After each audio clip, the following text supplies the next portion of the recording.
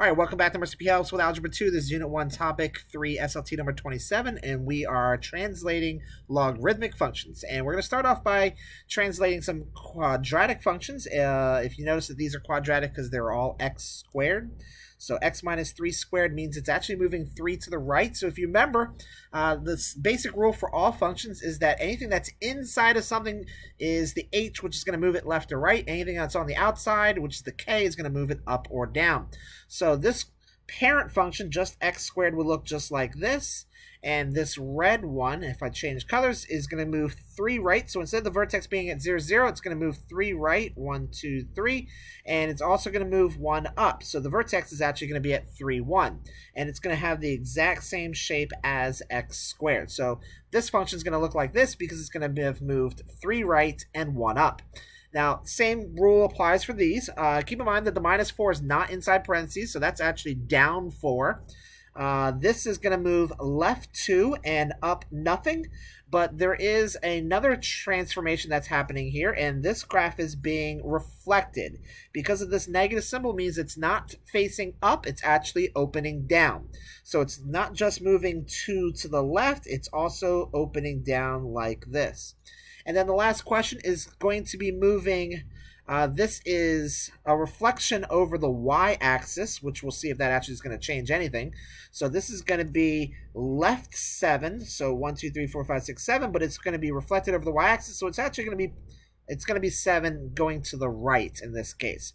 So this is going to be looking like this, because it's been reflected over the y-axis, but in this case would have been left 7, but it's then moved. All right, so now the rules for logarithmic functions are going to be pretty much the exact same. So this is just a homework check. So we're talking about the objective. By the time we want to leave here, we want to understand how to translate these logarithmic functions. Well, if you remember, quadratics and logarithmics are inverses of each other. And you can tell by these graphs because they look very, very similar.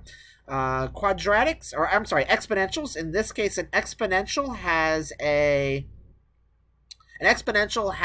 a horizontal asymptote, and a logarithmic functions are a vertical asymptotes. So I did say earlier, so quadratics and rational and radical functions are inverses of each other. So exponentials and logarithmics are inverses of each other. So retraction from earlier. So you can always tell based upon the asymptote which one it is. If it's horizontal, you know it's exponential, and if it's vertical, you know it's logarithmic. In this case, you can tell that this is exponential, and this is where x is the exponent, and logarithmic means what power of that number is that. So it's what power of. So logarithmic means what power, which is the inverse of to the power of. If you look at this graph and you look at this graph, you'll notice they look very much the same. If you basically take this graph and you turn the axis, if you were able to actually turn this graph 90 degrees, if you turn this clockwise 90 degrees, it would look very much like this graph because they are inverses of each other. Same thing goes with these two. These graphs are inverses of each other as well. 10 to the negative x power plus 1 and log base power of x minus 2. They look very much like they are the exact same graph because they are. And remember, inverses are actually reflections over the y equals x line. All right, so transformations of logarithmics. If you look at this graph and this graph and this graph, all 4 of these graphs have the exact same shape of each other. Here's the formula up here. So h, remember, we moves it left or right, and k moves it up or down. And then a is a reflection over the x-axis. And if your x is negative, that's actually a reflection over the y-axis. So these are all the exact same shape. The only thing that's been changed is that this asymptote has shifted 2 to the left. So the asymptote used to be 0, and this is the point which is 1 away. So that's actually your vertex, or that's your center. And in this case, your center, wherever it's 1 away, is right here. So it's shifted 2 to the left and 1 down. So you have 2 transformations in this case. The origin used to be right here, and now the new origin is right here, which is what I call that, the new origin. So in this case, we have log base of, so the next one is going to be 2 away. So that's how I know it's going to be log base 2 of, and this is shifted x minus x plus 2 because it's been shifted to the left. Remember, it's whatever's on the inside of parentheses is always the opposite. and has also been shifted 1 down. So there is your equation. So this is log base 2 of x, and what would happen to this one? So this has also got a vertical asymptote right here at +1.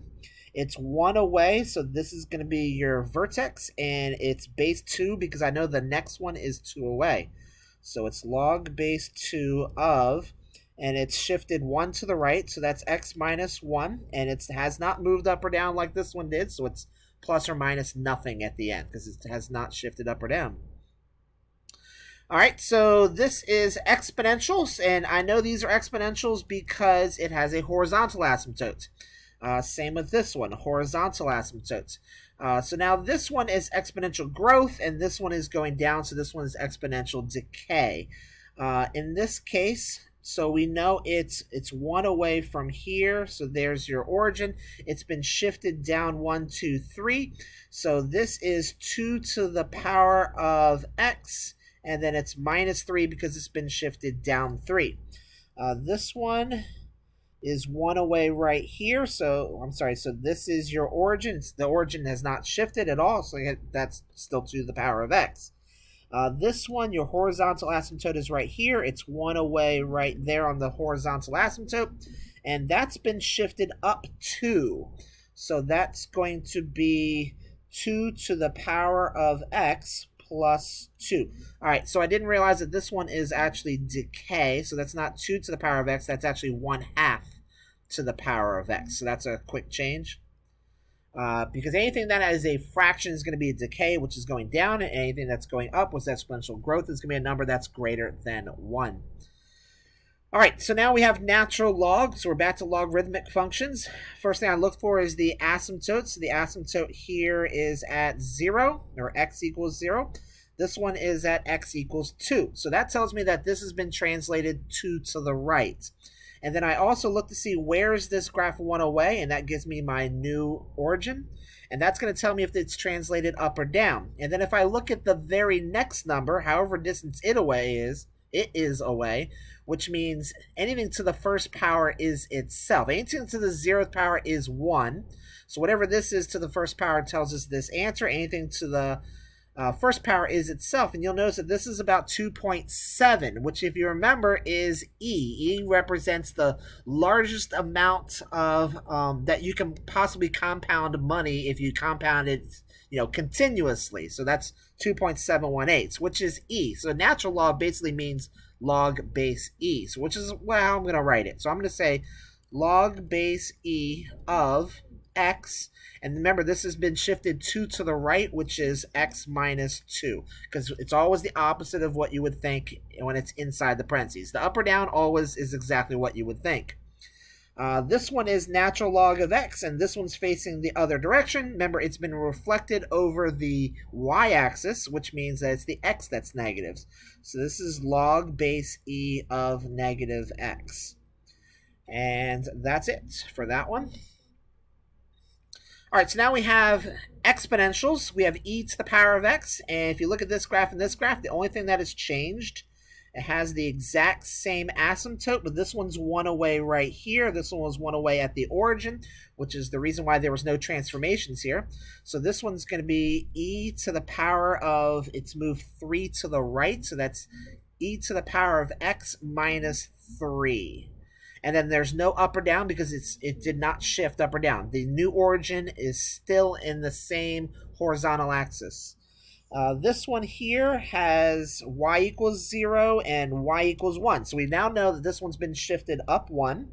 And it's 1 away right there. So it doesn't look like the origin has moved. So it's the only transformation that's happened here is it's moved up 1. So this is e to the power of x. And then it's plus 1 on the outside. So there is nothing right here. You can put this x in parentheses if you want. That's, remember, the left or right, and this is the up or down. All right, so now how have the following exponential functions been transformed? So if this is the parent function, 2 to the power of x, this has been moved 4 right and 7 up. If 10 to the power of x, what do we have if we have negative 10? So remember that if the base is negative, then that's been reflected over the x-axis. And then this is a -4, which means right 4. There's your two transformations. 3 to the power of x turns into this. This has been reflected over the y-axis. When it's a negative x, it reflects over the y. And then the -2 means it's translated down 2. And last one, dealing with logarithmic. I think this is my last. Oh, no, I have a couple. Log base 2 of x turns into log base 2 of negative x. So this tells me that it's reflected over the y-axis, and it's been translated 1 left. This has been translated 2 right and 5 up. This one's been translated, well, it's been gone 3 left, and this negative on the outside means it's been reflected over the x-axis. All right, so what equation models this graph? So this is a logarithmic function, and the reason I know that is because it has a vertical asymptote. Then I ask myself, where is it 1 away? Right there. So this is my origin right there. That tells you where the origin is. And then I look at the next number, and I see how far it is away, which it looks like it's 3. So this is going to tell you that anything to the first power is itself, so that means it tells you that it's base 3. So this is log base 3 of x, and it has not translated at all, so there's no plus or minus here, no left or right, no up or down transformation. And the very last one. So what equation models this graph? Okay, well, the first thing I noticed about this graph is that it's going by halves. So this is the origin because that's where it's 1 away from the graph. And if I look at the very next number, okay, so the 1 actually is up 4 boxes. So, okay, that looks like it's going by halves on the x-axis and going by quarters on the y-axis. So if I go up to the next number, it looks like it's hitting about right here at 7-1. As a matter of fact, it tells you that. So it's gone 1, 2, 3. So it looks like that's a distance of 3. So that tells me that it's log base 3. And remember, I know it's a log function because it's got a vertical asymptote. And its transformation has moved right 2.5, 3.5, 4. So it's right 4.